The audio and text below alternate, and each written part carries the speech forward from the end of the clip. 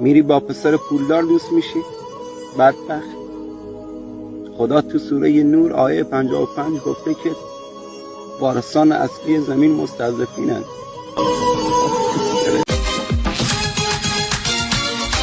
زندونی من لطف دلبر بی ملاقات به دلبر زندونی من لطف دلبر بی ملاقات به دلبر با دلم جان دلبر عشق قاضیه با دلم جان دلبر